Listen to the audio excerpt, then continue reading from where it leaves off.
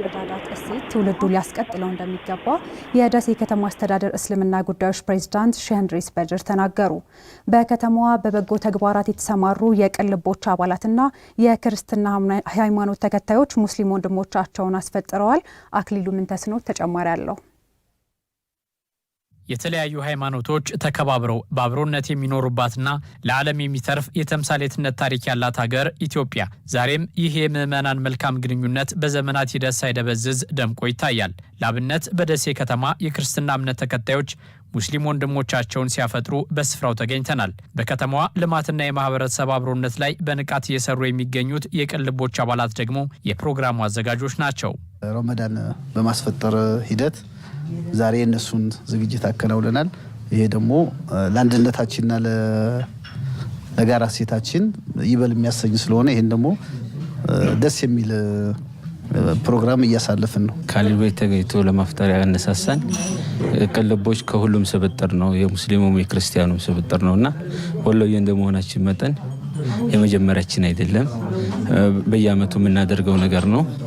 ዛሬ እናንተ ተገኝታችሁ ደግሞ ይህን ፕሮግራም ስላስተላለፋችሁ በጣም ደስ ይላል። አብሮ በመኖር የጋራ እሴቶች አሉን እና እሱ ምክንያት በማድረግ ነው እዚህ የተገኘሁት ሙስሊም ወንድሞችን ለማስፈጠር ነው። የቅን ልቦች ሰብሳቢ አማን ኑር ስጦታው ይህንን መልካም ተግባር ለፈጸሙና አብሮነትን ሀብታቸው ላደረጉ አባላት ያላቸውን ክብር ገልጸዋል። ክርስቲያን ወንድሞቻችን ቅን ልቦች አባል የሆኑት ሙስሊም ወንድሞቻቸውን አስፈጥረዋል።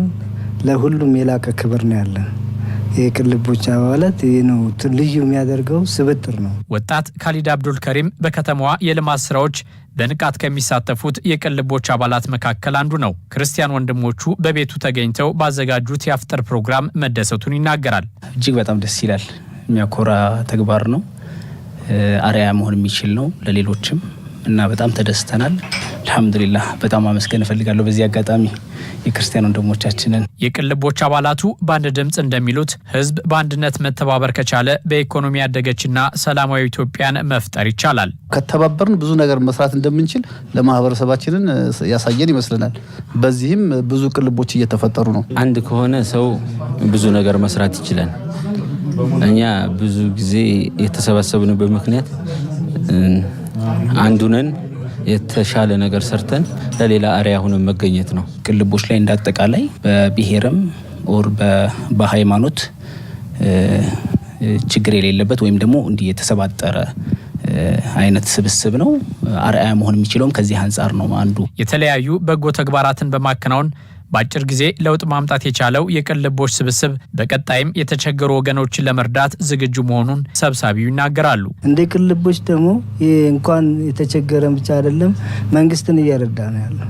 ስለዚህ ቅን ልቦች ይህን አስተባብሮ ቢሆን ሌሎችን ከጎኑ አሰልፎ የተቸገሩ ወገኖችን ለመርዳት ዝግጁ ነው። ይህንን በቅርብ ጊዜ እናደርገዋለን። በአፍጥር ዝግጅቱ የተገኙት የደሴ ከተማ እስልምና ጉዳዮች አስተዳደር ፕሬዝዳንት ሼህ እንድሪስ በሽር የቅን ልቦች አባላት የሚያደርጉትን በጎ ተግባር አድንቀዋል። ትውልዱም አብሮነት ላይ እንዲሰራ ነው ያሳሰቡት። አንዱን እኔ በልጥ በሚል የኔ ይሻላል በሚልበት ሰዓት ላይ አንድ ላይ ተባብረው አሁን ለፊጥራም ተዘጋጅተው በማየቴ በጣም ደስ ብሎኛል። በጣም ደስ የሚያሰኝ ነው።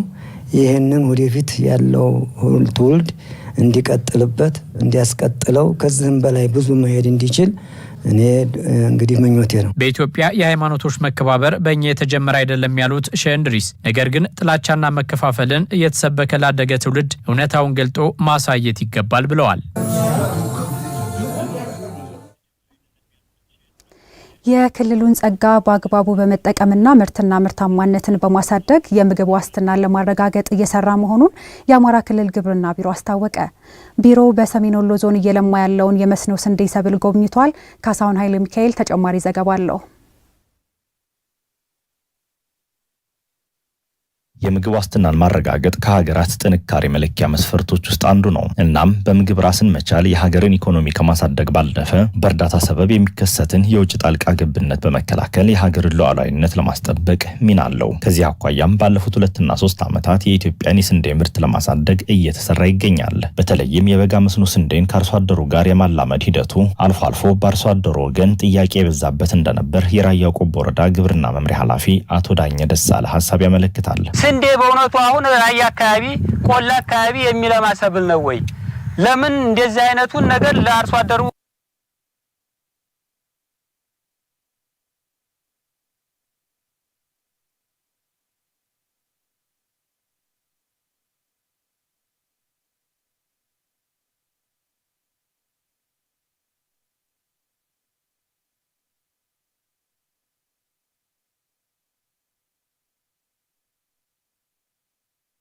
የስነ ልቦና ጫና በመቋቋም በሰሜን ወሎ ዞን የበጋ መስኖ ስንዴን በስፋት ማልማት እንደተቻለ የዞኑ ግብርና መምሪያ ኃላፊ አቶ ተገኛ ባተ ገልጸዋል።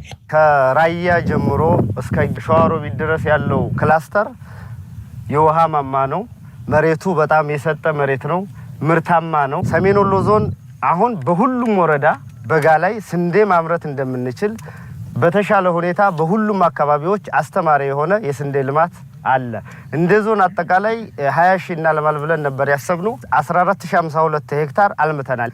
ምርታማነቱ በዚህ በበጋ ብቻ 560 ሺህ ኩንታል ማግኘት እንችላል ማለት ነው። የሰሜን ወሎ ዞን የበጋ መስኖ ስንዴ ልማት የጎበኙት የአማራ ክልል ምክር ቤት የግብርና አካባቢ ጥበቃና ውሃ ሀብት ልማት ጉዳዮች ቋሚ ኮሚቴ ሰብሳቢ አቶ ኑርሊ ብርሃኑ እንዲሁም የደቡብ ጎንደርና የአዊ ብሔረሰብ አስተዳደር ግብርና መምሪያ ኃላፊዎች በበኩላቸው አካባቢው ካለው የሰው ሀብት የውሃ ሀብትና ሊለማ የሚችል ሰፊ መሬት አኳያ ወደፊት የክልሉና የኢትዮጵያን የግብርና ምርት ለማሳደግ ሚናው ጉልህ መሆኑን ገልጸዋል። በጦርነቱና ምንም በማያውቀው የግብርና ፕራክቲስ ውስጥ አልፎ ይሄንን አስተሳሰብ ሰብሮ ስንዴ በዚህ ደረጃ እንዲሆን በማድረግ ረገድ አመራሩ ባለሙያው ያደረገውን ጥረት ወስደን ስናይ ደግሞ ከሌሎቻችን ላቅ ያለ ጥረት ያደረገ መሆኑን ያሳየናል ማለት ነው።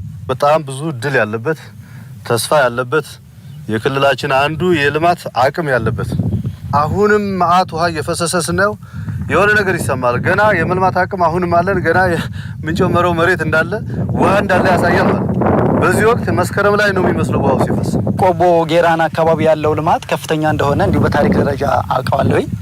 ዛሬ ደግሞ በአካል እዚህ ነው ሳየው አግሮኖሚክስ ፕራክቲሱንም ሆነ ሽፋኑንም ስንመለከተው አጠቃላይ የፊዚካል ፐርፎርማንሱ በጣም የተሻለ ሁኔታ ነው ያየው። አማራ ክልል ከ2 ሚሊዮን ሄክታር በላይ በመስኖ ሊለማ የሚችል መሬት እንዳለ የገለጹት የክልሉ ግብርና ቢሮ ኃላፊ ዶክተር ኃይለማርያም ከፍ ያለው ያሉትን ጸጋዎች አሟጦ በመጠቀም የምግብ ዋስትናን ለማረጋገጥ እንዲቻል ለማድረግ ቢሮው እየሰራ ነው ብለዋል።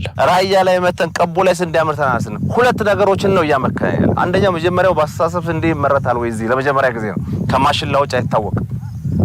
ሁለተኛ ከተባለ ሽንኩርት ነው የሚታወቀው። ሁለተኛው አይደለም በሰላሙ አካባቢ ጎጃም ቀጠና፣ ጎንደር ማዕከላዊ ቀጠና፣ ምስራቁ ቀጠናም በየትኛው መንገድ ምርት እስካላመረተን ድረስ ሌላ ቀውስ ውስጥ እንደምንገባ ማሳያ የሆነ የነበረውን አምርተን የኢኮኖሚ የበላይነት ተጠቃሚነት ማምጣት ማለት በሌላ መንገድ ሉዓላዊነትን ማረጋገጥ ነው።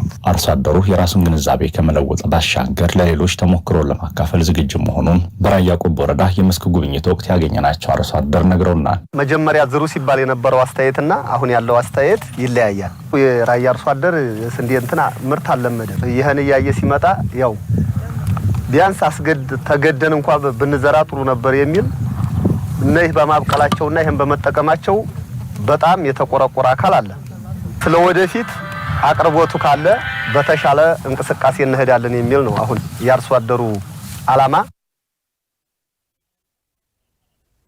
ተመልካቾቻችን ከአማራ ሚዲያ ኮርፖሬሽን ደሴ ጊዜያዊ ስቱዲዮ ወደ እናንተ እየደረሰ የሚገኘው ዜናችን አሁንም እንደቀጠለ ነው። አብራችሁን ሁኑ። የኮምቦልቻ ከተማ አስተዳደር ባለፉት 6 ወራት ብቻ ከ6 ቢሊዮን ብር በላይ ካፒታል ያስመዘገቡ ባለሀብቶች የኢንቨስትመንት ፈቃድ መውሰዳቸውን ገለጸ።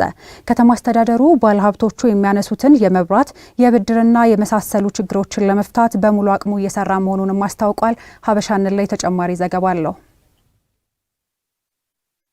በአማራ ክልል የኢንዱስትሪ ማዕከል ሆነው ከሚያገለግሉ ከተሞች አንዷ የኮምቦልቻ ከተማ ናት። ከተማዋ ከ53 ቢሊዮን ብር በላይ ካፒታል ያስመዘገቡ 519 ኢንዱስትሪዎችን በውስጧ ይዛለች። ኮምቦልቻ ለኢንቨስትመንት ምቹ መሆኗን የሚገልጹት የአማራ ብረታ ብረት ማሽን ቴክኖሎጂ ልማት ኢንተርፕራይዝ የኮምቦልቻ ቅርንጫፍ ምክትል ዋና ስራ አስኪያጅ አቶ አድማሱ ካሳ በከተማዋ አበረታች የመሰረተ ልማት አቅርቦት ቢኖርም በአስቸኳይ ሊቀረፉ ይገባሉ ያሏቸውን ችግሮችም ያነሳሉ። የከተማ አስተዳደሩ በመጀመሪያ ተቋቁመን እንደመጣን ከ5 ዓመት በፊት ያው ቦታውን ፈልጎ አግኝቶ ይህንን 10 ሄክታር የሆነውን ቦታ ሰጥቶናል። በጣም ትልቅ ምስጋና ነው የምናቀርበው። ፋብሪካው እንግዲህ እንዳያችሁት 4ኛው መንደር የሚባለው ላይ ነው የተቋቋመውና የ4ኛ መንደር የመብራትም ሆነ ቬክሎ የትራንስፖርት ችግር ያለበት ነውና መንገድ በጣም ከፍተኛ ችግር ከብድር ውጪ ሌላ መንቀሳቀሻ በጀት ስለሌለን የካፒታል እጥረት በጣም ወጥሮ ይዞ ነው። ኮምቦልቻ ከተማ ከሰሜኑ ጦርነት ማግስት በሙሉ አቅሟ ወደ ልማት ተመልሳለች ያሉት የኮምቦልቻ ከተማ አስተዳደር የኢንዱስትሪና ኢንቨስትመንት መምሪያ ኃላፊ አቶ ሀብታሙ ኃይሌ ባለፉት 6 ወራት ብቻ ከ6 ቢሊዮን ብር በላይ ካፒታል ያስመዘገቡ ባለሀብቶች የኢንቨስትመንት ፈቃድ መውሰዳቸውን ገልጸዋል። በዚህ 6 ወር ውስጥ እንደ ኮምቦልቻ ስናይ ወደ 6.6 ቢሊዮን ብር ካፒታል ያስመዘገቡ ወደ 49 ባለሀብቶች ፍቃድ አውጥተው መሬት ለመውሰድ በመጠባበቅ ላይ ነው ያሉት። እነሱ ወደ ስራ ሲገቡ ወደ 17000 የስራ እድል እንፈጥራለን ብለው ፕሮጀክታቸው ላይ ያመላከቱ ናቸው። ከዛ ውስጥ ወደ 3.7 ቢሊዮን ካፒታል ያስመዘገቡ 19 ፕሮጀክቶች 20.5 ሄክታር ተገምግሞ አልፎ ወደ ተግባር ማስገባት ተችሏል። አሁን በእጃችን ላይ ያሉ የተገመገሙ በርካታ ፕሮጀክቶች አሉ። ከ10 ያላነሱ ሪል ስቴት ፕሮጀክቶች በቀጣይ ወደ ስራ ይገባሉ። ከ5 በላይ ኮከብ ሆቴሎች እንደዚሁ ጸድቆ የመጡ ወደ ስራ የሚገቡ አሉ። ባለሀብቶቹ ከሚያነሷቸው ችግሮች አንዱ የሆነው የኤሌክትሪክ እጥረትን በዘላቂነት ለመቅረፍ በትኩረት እየተሰራ መሆኑንም ኃላፊው ገልጸዋል። አንዱ የሚነሳው የማብራት ችግር ነው። አሁን ያሉትን መለስተኛ ችግሮች የኃይል መቆራረጥ፣ በኃይል መቆራረጥ ምክንያት የምርት መቆራረጥ የሚደርሱትን ጋፖች ከማብራት ኃይል ጋር እየተነጋገርን እየፈታን ሲሆን በዘላቂ ግን ለመፍታት መንግስት ራሱ አቅዶ እዚሁ ከኮምቦልቻ ላይ እዚቹ 09 ወይም ቁራንጉዬ በሚባለው አካባቢ ላይ 400 ኬቪ ዋት መሸከም የሚችል ሰብስቴሽን ግንባታው የተጠናቀቀ ነው። ያ ወደ ስራ ሲገባ ኮምቦልቻ ላይ ያለውን ኢንቨስትመንት አይደለም ቀጠናው ላይ ያለውን ኢንቨስትመንት የኃይል አቅርቦት መልስ ሊሰጥ የሚችል ስለሆነ በሂደት እየተፈታ እየሄደ ነው። ባለፉት 6 ወራት ከ1.6 ቢሊዮን ብር በላይ ለባለ ሀብቶች ብድር መመቻቸቱን ያነሱት አቶ ሀብታሙ በቀጣይም ተመሳሳይ ተግባራት ተጠናክረው ይቀጥላሉ ብለዋል። በ180 ሄክታር መሬት ላይ በሳይት ፕላን የተመላከተ ለአምራች ዘርፉ በተለይ ምግብ ነክ ዘይት እና ጋርመንት ላይ ለሚሰማሩ ባለሀብቶች ተገምግሞ የሚያልፉና ህጉን መመሪያውን የሚያሟሉትን ወደ ስራ ለማስገባት ዝግጁ ሆነን እየጠበቅን እንገኛለን። ፕሮጀክቶቻችን ከባንኮቹ ጋር በማገናኘት 1.9 ቢሊዮን ብር ብድር በሊዝ ማሽንም ሆነ በካፒታል ፕሮጀክት ፋይናንስ ወደ ኢንቨስትመንቱ እንዲገባ ማድረግ ተችሏል። ባንኮቻችን ይህንን ጠጋ ብለው መደገፍ ተችሏል። ተመልካቾቻችን ከአማራ ሚዲያ ኮርፖሬሽን ደሴ ጊዜያዊ ስቱዲዮ ወደ እናንተ ሲደርስ የነበረው ዜናችን እስካሁን የተከታተላችሁትን ይመስል ነበር። አብራችሁን ስለነበራችሁ ከልብ እናመሰግናለን። ሀያት መኮንን ነኝ። ጤና ይስጥልኝ።